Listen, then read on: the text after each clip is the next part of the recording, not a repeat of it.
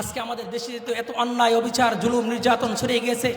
কেন এত অন্যায়, এত জুলুম, এত নির্যাতন? কেন মুসলমান রাস্তার অলিতে গলিতে মার খাচ্ছে? কেন মুসলমান আজকে অবদস্ত আশরাফুল মাখলুকাত হওয়া সত্ত্বেও মুসলমানদের আজকে সম্মান নেই কেন? তার কারণ হলো আজকে আমরা রাসূল আরবি সাল্লাল্লাহু আলাইহি ওয়াসাল্লামের যে মিশন ছিল, রাসূল আরবি সাল্লাল্লাহু আলাইহি ওয়াসাল্লামের যে উত্তম আখলাক ছিল, সেই রাসূলুল্লাহ সাল্লাল্লাহু আলাইহি ওয়াসাল্লামের মিশনকে আমরা ভুলে গেছি। আজকে আমরা মুসলমান, আমরা কে, আমাদের পরিচয় কি ভুলে গেছি। আমরা যদি আবার আমাদের নতুন করে পরিচয় জানতে পারি, আমরা যদি আবার বুঝতে পারি আমরা কে, আমাদের আসলে পরিচয় কি, আমরা কাদের সন্তান, তাহলে ইনশাআল্লাহ মুসলমান আর ঘুমে থাকবে না। আবার নতুন করে ইনশাআল্লাহ জাগ্রত উঠবে। তখন কোন নাস্তিক মুরতাদ আমাদের সম্মুখে মাথা চাড়া দিয়ে উঠতে পারবে না ইনশাআল্লাহ। মুহতারাম হাজিরিন, কথাগুলো একটু বোঝার চেষ্টা করবেন, কথাগুলো একটু মন দিয়ে বোঝার চেষ্টা করবেন। এ দেশ কার?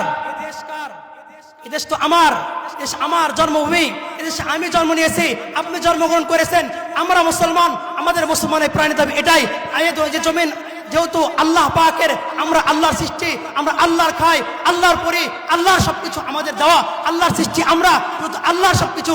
এই জমিনের মধ্যে একমাত্র হুকুমত চলবে কার? কথা বলেন না কেন? কার চলবে? একমাত্র পুরো বিশ্বের মধ্যে হুকুমত চলবে একমাত্র আল্লাহর, অন্য কারো হুকুমত এই বিশ্বের মধ্যে চলতে পারে না। মুহতারাম হাজিরিন, একটু কথাগুলো মন দিয়ে শুনবেন, একটু বোঝার চেষ্টা করবেন। এই জন্য আপনি প্রশ্ন করতে পারেন, হুজুর আমরা এত মুসলমান, দুনিয়ার মধ্যে এত মুসলমান থাকা সত্ত্বেও আজকে আমরা কেন, আমাদের যে হুকুমত, যে সরকার হয় তারা কেন নাস্তিক মার্ক সরকার হয়, তারা আমাদের উপর কেন জুলুম করে, কেন নির্যাতন করে? আজকে আমরা কেন দুঃখের মধ্যে পড়ে আসি, অবনটের মধ্যে পড়ে আসি? আর আসলে আমাদের সমস্যা কি? আমরা মুসলমান, তারপর কেন এত ফিতনা ফাসাদ আমাদের উপরে আসতেছে? আল্লাহ পাক রব্বুল আলামিন কুরআনুল কারীমের মধ্যে সেই ব্যাপারে বলে দেন, যাহারাল ফাসাদু ফিল বাররি ওয়াল বাহরি বিমা কাসাবাত আইদিন নাস। যাহারাল ফাসাদু ফিল বাররি ওয়াল বাহরি বিমা কাসাবাত আইদিন নাস। হে মানুষ সকল শোনো, এই দুনিয়ার মধ্যে স্থল ভাগ বলো আর জলভাগ বলো, যেখানেই বলো না কেন, এত ফিতনা ফাসাদ, এত সমস্যা, মুসলমানদের উপর নির্যাতন, কাফের বেঈমান মুসলমানদের উপরে মাথা চাড়া দিয়ে উঠেছে, মুসলমানদের দিকে বড় বড় দৃষ্টি তাকায়। এর কারণ বিমা কাসাবাত আইদিন নাস। হে মুসলমান, এসবগুলো তোমাদের হাতের কামাই, তোমরা গুনাহ করতেছো, ব্যভিচার করতেছো, জেনা করতেছো, আজকে আল্লাহর হুকুমতকে ভুলে গেছো, যার কারণে আজকে তোমাদের উপরে এত জুলুম, এত নির্যাতন আসতেছে। আল্লাহ পাক রব্বুল আলামিন বলেন, যাহারাল ফাসাদু ফিল বাররি ওয়াল বাহরি বিমা কাসাবাত আইদিন নাস। তারপর আল্লাহ পাক রব্বুল আলামিন বলেন, তোমাদেরকে শাস্তি কেন দেই জানো? লিউযীকাহুম বা'দাল্লাযী আমিলু লাআল্লাহুম ইয়ারজিউন। আমি তোমাদেরকে তারপরে মাঝে মাঝে কষ্টের মধ্যে স্বীকার করি, দুঃখের মধ্যে ফেলি, অবহের মধ্যে ফেলি, যাতে করে তোমরা আবার আমি আল্লাহর রাস্তায় ফিরে আসো।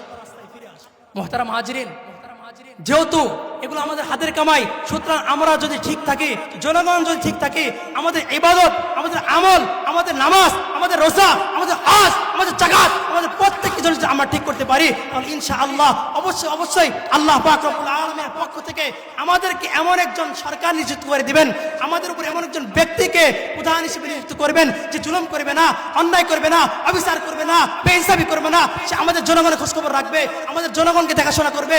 আমরা যদি রাস্তায় কোনো জায়গায় নিবৃত্ত হই, কাফের বেঈমান যদি আমাদের উপর চোখ তুলে তাকায়, তাহলে সেই সরকারের পক্ষ থেকে তাকে হুঁশিয়ারি বার্তা দেওয়া হবে, তাকে ফাঁসির কাস্টে ঝুলানো হবে, তাকে কঠিন শাস্তির সম্মুখীন করা হবে। মুহতারাম হাজিরিন, এই জন্য আমাদের মিশন হলো, এদেশ আমার, এই পৃথিবী আমার আল্লাহর, এই পৃথিবী আল্লাহর সৃষ্টি। সুতরাং আল্লাহ পাক রব্বুল আলামিনের হুকুমত যেন পুরা বিশ্বের মধ্যে কায়েম হয়, এই জন্য আমাদের দাবি, আমাদের মিশন একটাই। এবারের মার্কা, আমরা কোনো মার্কা থেকে এবার ভোট দেবো না ইনশাআল্লাহ। এবার কোনো মার্কা থেকে ভোট হবে না, হাত পাকা মার্কা না, হাত পাকা মার্কা থেকে ভোট দেবো না, রিক্সা মার্কা না, রিক্সা মার্কা থেকে ভোট দেবো না। আপনি যেটাই বলেন, কোনো মার্কা দেখে আমরা ভোট দেবো না। আমাদের এবারে আমরা ভোট দেবো ব্যক্তি দেখে, সততা দেখে, ইনসাফ দেখে, আদল কিনা, ন্যায় ইনসাফ করতেছে কিনা, এমন ব্যক্তিকে দেখে ইনশাআল্লাহ আমরা ভোট দেবো। যদি আমরা এমন ব্যক্তিকে দেখে ভোট দিই যে ইনসাফ করবে, আদল, ন্যায় পরায়ণ, তাহলে ইনশাআল্লাহ দেশে আবার শান্তি ফিরে আসবে ইনশাআল্লাহ। কি বলেন? আসবে না? অবশ্যই আসবে ইনশাআল্লাহ। কারণ ব্যক্তি যদি ভালো হয়, হাকিম যদি ভালো হয়, হাকিম যদি সুন্দর হয়, আদল হয়, ইনসাফ হয়, ইনশাআল্লাহ পুরো বিশ্বের মধ্যে আবার শান্তি ফিরে আসবে ইনশাআল্লাহ।